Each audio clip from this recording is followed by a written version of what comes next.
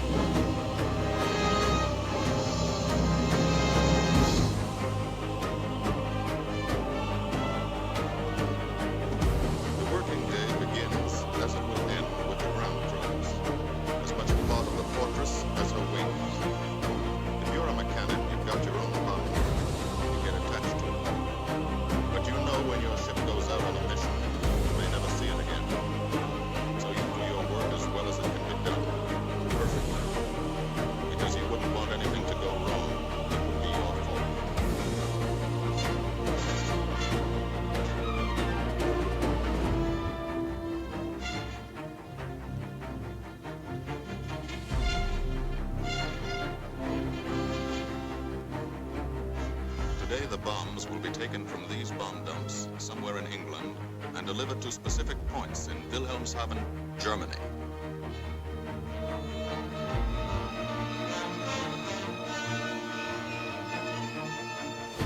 To deliver them is the job of the 8th Bomber Command, just a hauling job, yet one of the most difficult and complicated of military operations.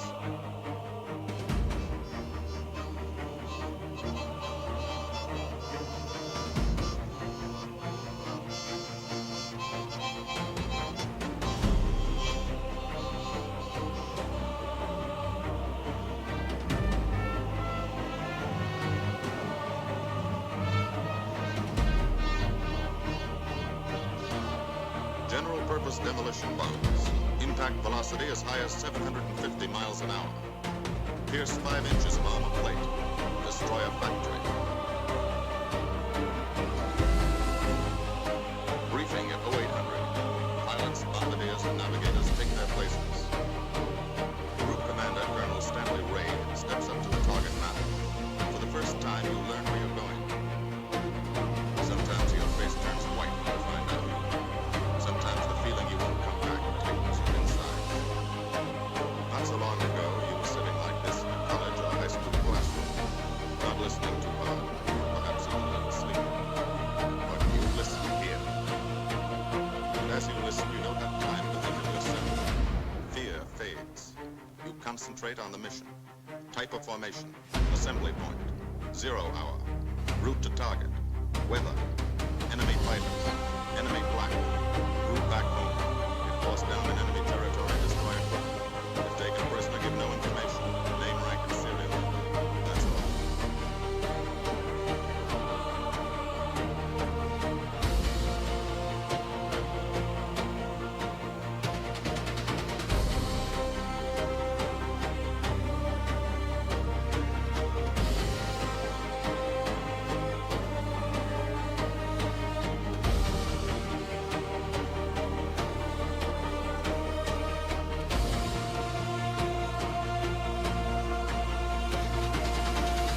Passengers with one-way tickets. And this is the crew of the Memphis Belle, 324th Squadron, 91st Heavy Bombardment Group. Just one plane, one crew, in one squadron, in one group, of one wing, of one Air Force, out of 15 United States Army Air Forces. Well, fellas, we've never had an easy ride over there yet. Today won't be any different. No escort except one friend. So keep your eyes peeled. Don't get excited and yell when you're talking on the enemy. Save your ammunition and make your shots count. Let me know what goes on back there, Wilhelm. Yes, sir. Stay on the ball, gang, and she'll bring us back like she's always done. Okay? Let's go.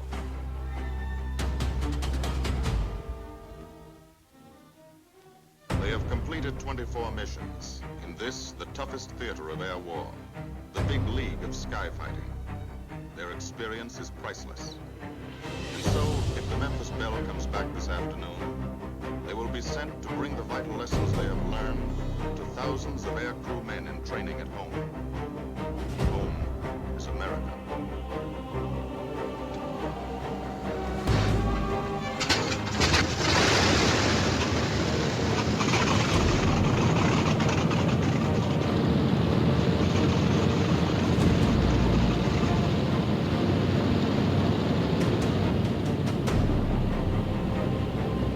This is a battlefront, like no other in this or any war. No monster armies, no booming cannon, only the roaring engine sound of the bombers pounding through the quiet English countryside. This is an air front.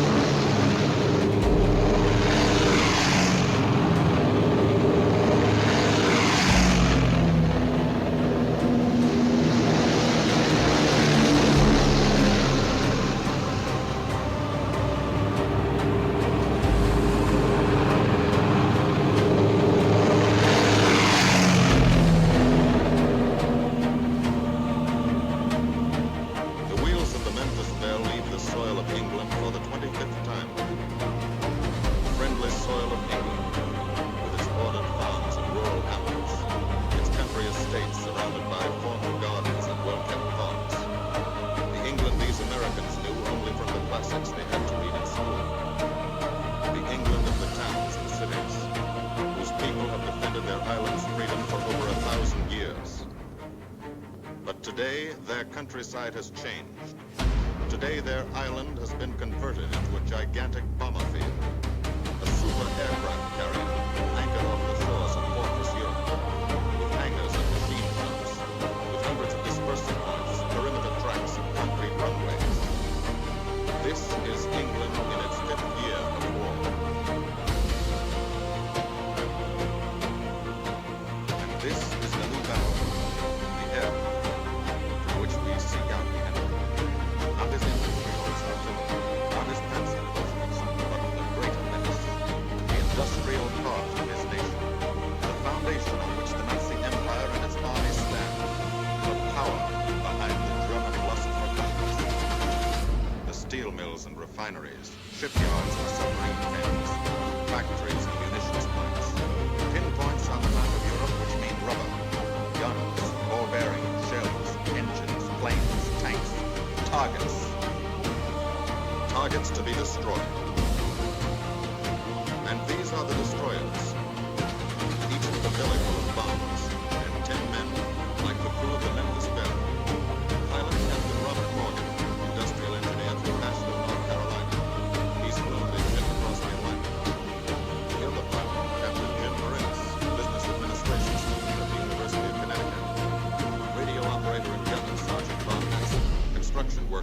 Spokane, Washington. Navigator, Captain Chuck Layton, chemistry student at Ohio Wesleyan. Engineer and top turret gunner, Sergeant Harold Locke, from Green Bay, Wisconsin. Used to be a stevedore. Besides keeping the Belle in order, he covers the sky above. Tail gunner, Sergeant John Quinlan of Yonkers, New York. Clerked for a carpet company, but he quit December 8th, 1941. Ball turret gunner, Sergeant Cecil Scott. Pressman for a rubber company in Rahway, New Jersey.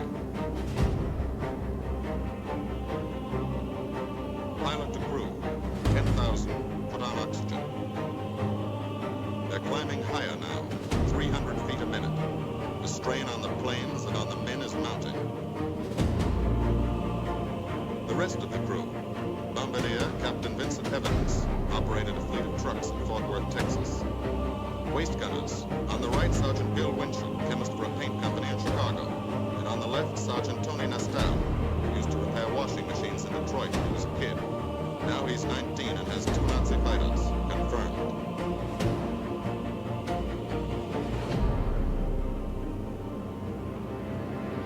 It takes all of a pilot's strength to keep a 30-ton fortress in tight formation. But the formation is the bomber's best defense against enemy fighters. The planes are deployed to uncover every gun. Stepped up and down. Echelon to the right, left. Arranged to overcome the danger of gunners firing at friendly ships. Arranged so concentrated cones of fire, the caliber 50 machine guns, cover the sky. 1,000 yards in every direction.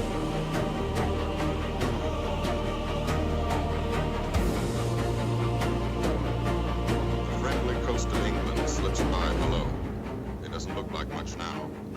But in a few hours, when you come back, if you come back, this will be the most beautiful view in the world. Higher and higher, climbing to reach your best operational altitude.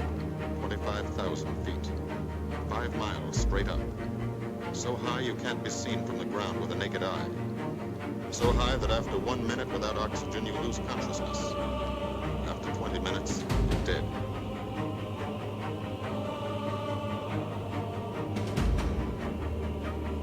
From now to the target, you go about your routine duties, plot your course, check your equipment, wait, and think. Temperature 40 degrees, below zero. Take off your glove and you loosen fingers. You look out at the strange world beyond, reflections of plexiglass, like nothing you ever saw before, outside the dream.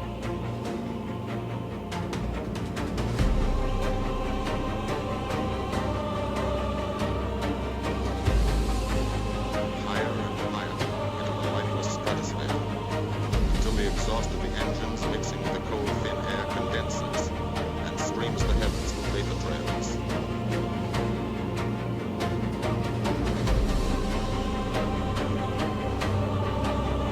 To the men in the ships, they're powerful, beautiful, for they point like beckoning fingers to the formation, signposts in the sky for the enemy to spot us.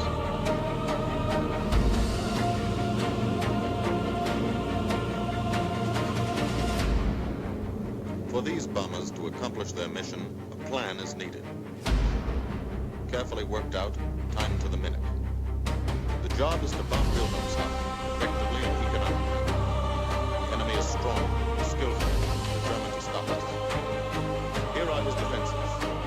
Air drones, well dispersed. Each plane indicates a stop or a squadron of fighters. Heavy anti-aircraft, highly trained and tanked, all along the coast and defending his vital installations. Radar warned him about money. Here is our plan to divide his defenses and weaken his opposition. At 13:30 hours, shortly after takeoff, 6 groups of planes will be heading toward the enemy coast from 6 directions. The Blue Force, 100 B-24 Liberator 4-engine bombers. The White Force, 300 B-17 flying fortresses. The Green Force, 300 B-17s with an escort of 6 squadrons of B-47 Thunderbolts. A force of B-26 Marauders, twin-engine medium bombers with 6 squadrons of RAF Spitfires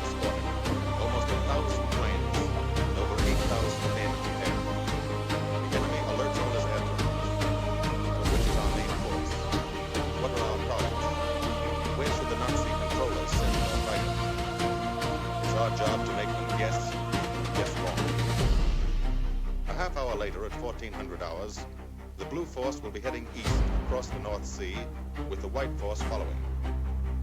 These enemy fighters are tied down, waiting to meet them, and will not be able to attack the green force.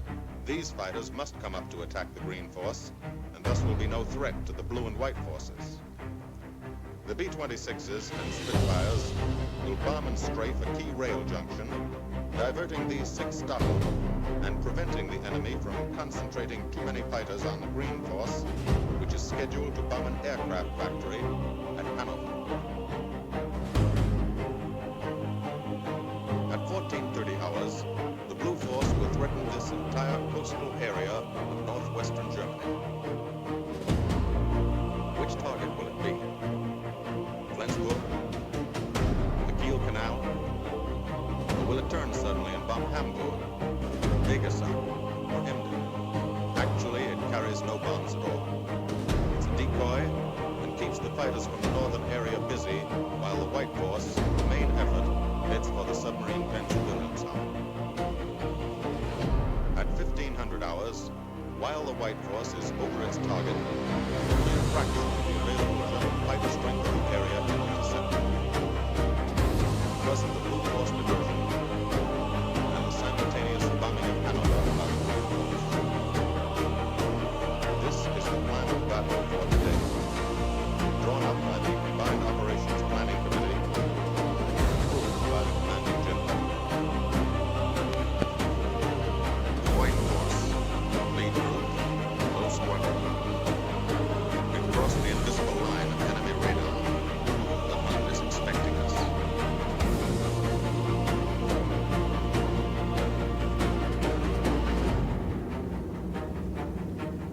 Steel helmets go on. Watchful eyes strain. Tight formations are held tighter still. Tense gunners more alert because here it comes. The enemy coast. From up here it looks the same as any other. Houses, roads, green fields, factories, waterways. They are the houses and fields of those who invade and oppress. They are the factories and roads of the people who twice in one generation have flooded the world with suffering. Suffering in such quantity as the history of the human race has never known. Brought torment and anguish into countless American homes. Gold stars and telegrams from the War Department.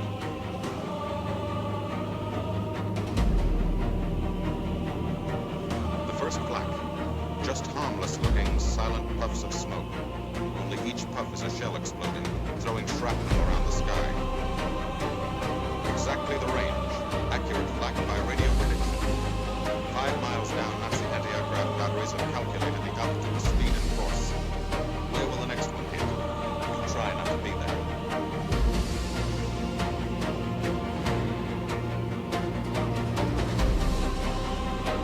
The docks and submarine pens of Wilhelmshaven. Approach to the target starts. No smoke screen can protect it.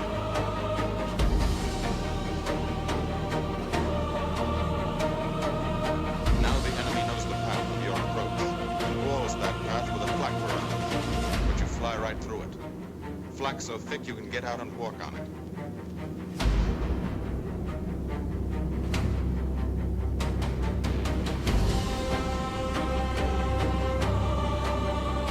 Morgan changes course every 15 seconds. Evasive action to confuse the flak batteries. Bomb signs set for correct altitude and speed. Bomb bay doors open. The bombing run begins.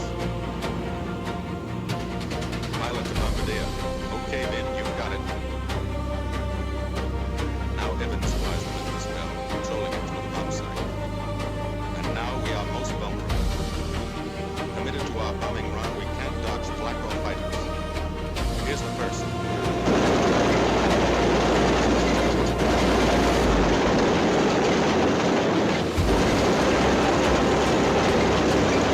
Top turret fires at it. Evans must ignore the battle.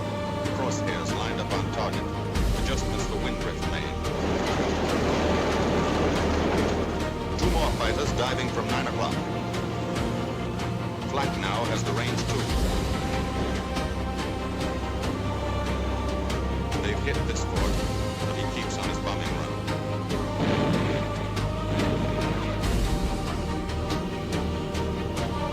As lead bombardier, Evans's aim must be good.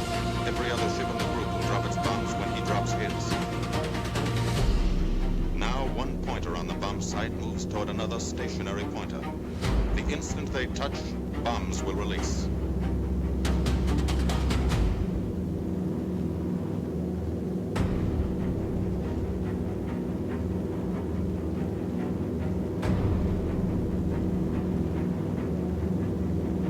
They touch. Bombs away.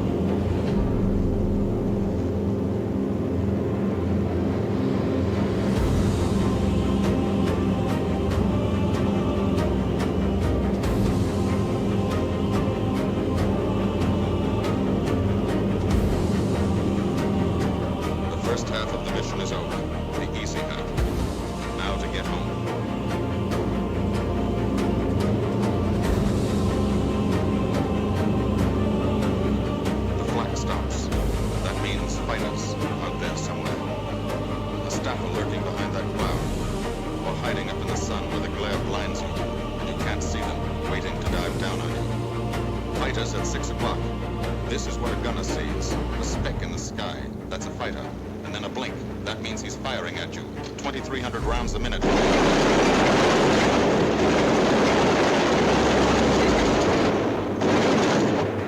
In a running battle, one of the most important instruments is the interphone.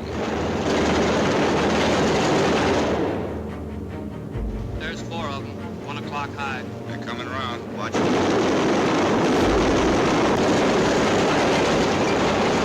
At 6 o'clock up, coming in, dire now, Chief. B-17 in trouble out at 2 o'clock, watching. Got an engine on fire.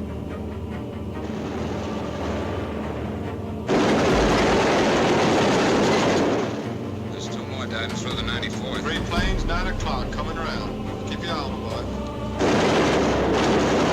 Coming around at 10. Watch him, Chuck. Keep your eyes open. They're breaking 11, breaking 11. I got him.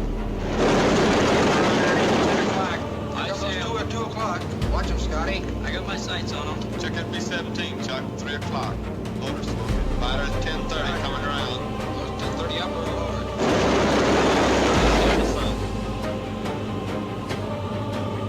B-17 out of control at 3 o'clock.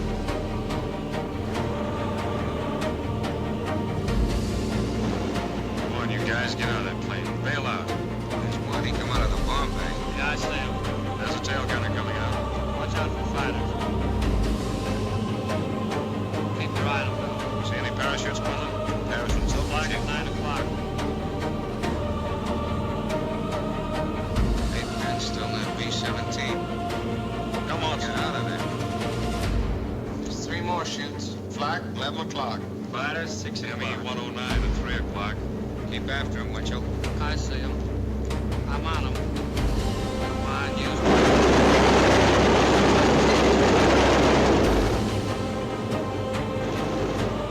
I got him. Quinlan, confirm that fighter. He got him, Chief. Look, he's bailing out.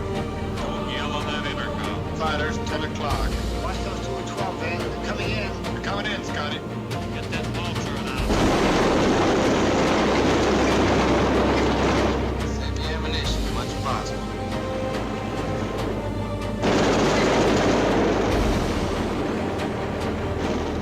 Watch that fighter coming in at 3 o'clock. He's coming in on a half roll. 4 up, Chief. 4 up.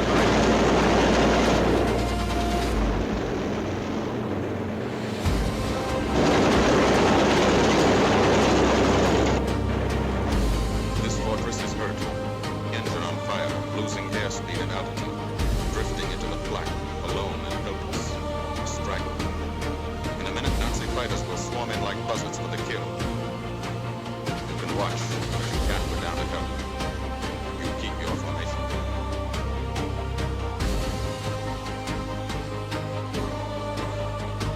Here too is a mission. Nonetheless real. Lines and parts. Ask anybody who's never field or anywhere else where bombers are based, and he'll tell you that there's drama here too. Waiting to see who's coming back. To watch them, you might not realize how tense these ground crews are. They are tense and plenty worried. In Air Force talk, this waiting is known as sweating out the mission. These men know the flight plan. Their watches told them when the bombers were running into enemy flak, when they were over the target, when they left the enemy coast. And now their watches tell them the bombers should be nearing the field. Every ear strains for the first sound of the engines. And then somebody hears them. And somebody sees the first faint specks in the distant sky.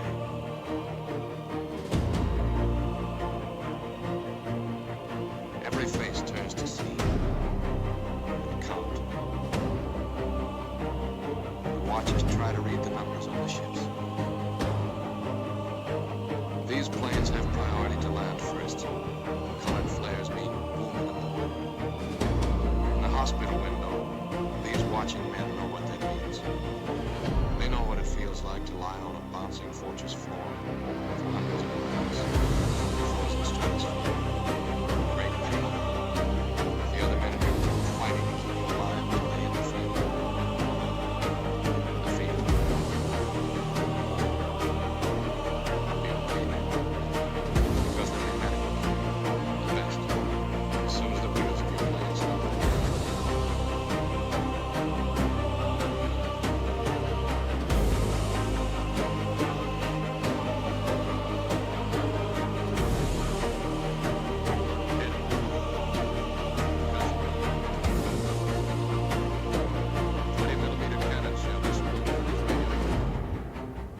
Shock. Internal injuries. You'll be all right. Flak burst scattered flying shrapnel. He's full of steel splinters. This pilot's leg is not a pretty sight. Neither are the docks at Wilhelmshaven.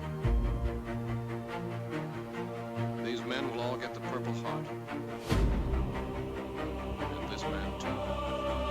Posthumously.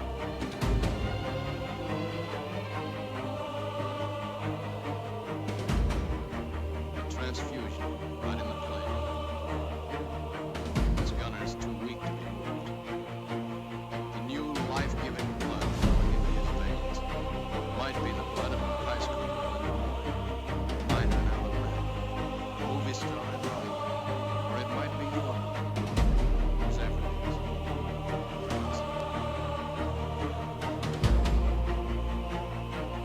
36 planes left this field this morning. Now 6 more. It's 20. And this one's 21.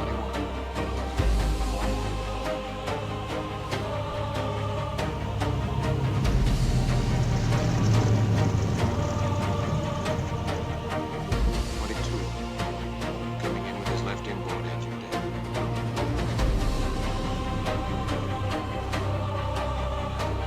23. The feathered prop is left operating.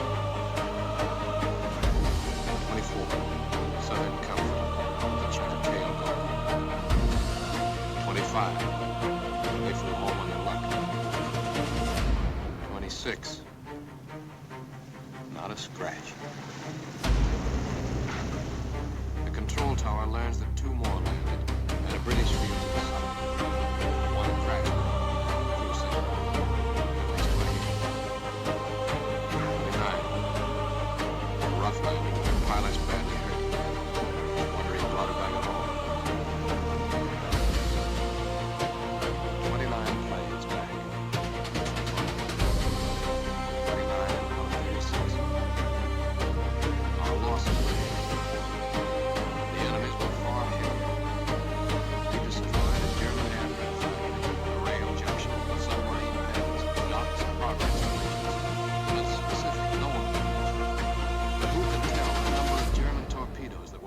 fired. A number of our convoys will get through now. The soldiers and sailors' lives will be the same. Or the battles will be won instead of lost. Because of what these bombers and airmen did today.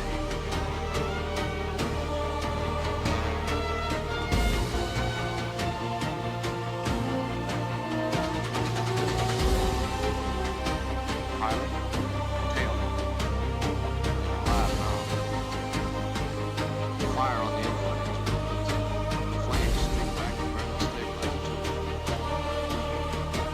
Another crew right above that.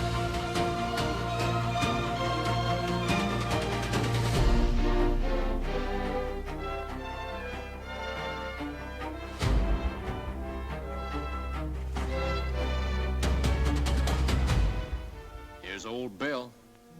A pretty good airplane when it took off.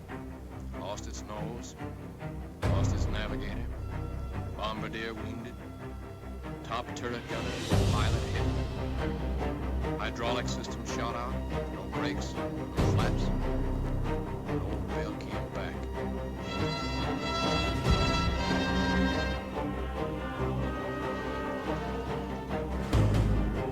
Now, among the returned crew members, talk flows like a river, talking out every detail of the mission.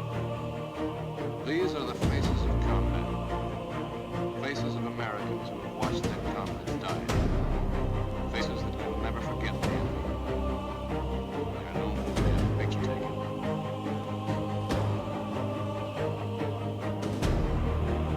In the control tower, Colonel Ray, Group SEAL, is still watching and waiting.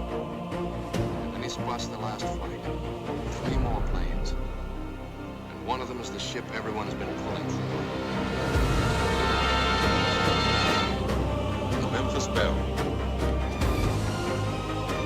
The last few miles of this trip have been enjoyed by them. The strain is over. They can leave their guns now. Now they know they're going to go home. Spokane, Green Bay, Asli, Detroit, Chicago, Fort Worth, Yonkers.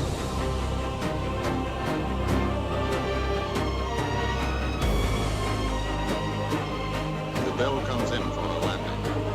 But first Morgan buzzes the field, cuts the grass with the giant fortress. It's against the rules, but this is a special occasion.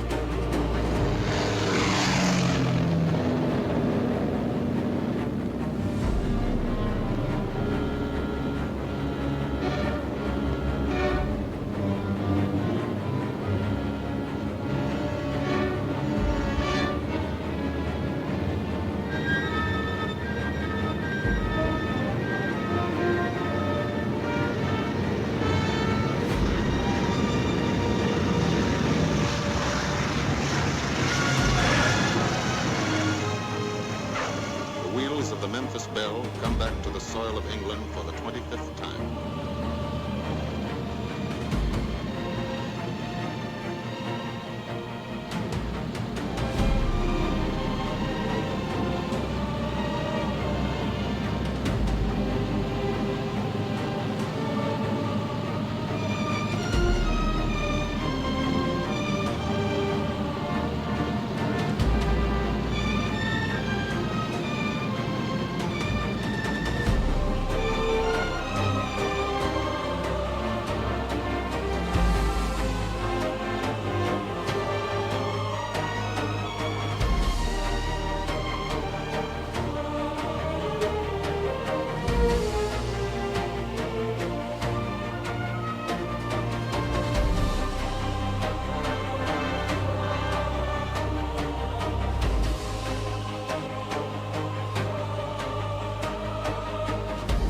This is a day they will never forget.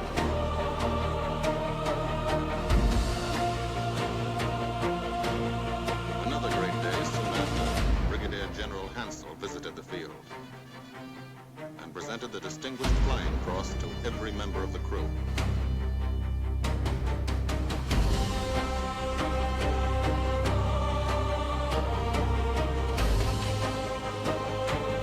And then there was another day.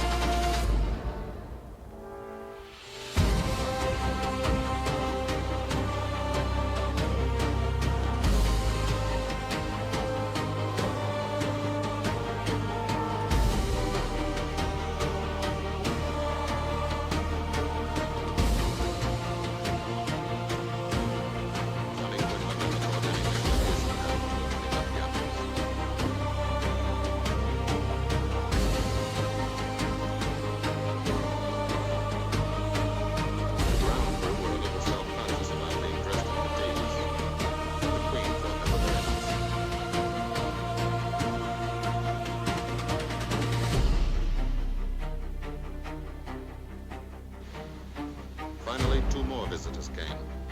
General Acre, commanding the 8th Air Force, and General Devers, U.S. commander of the European Theater. The Belle crew received them in flying clothes.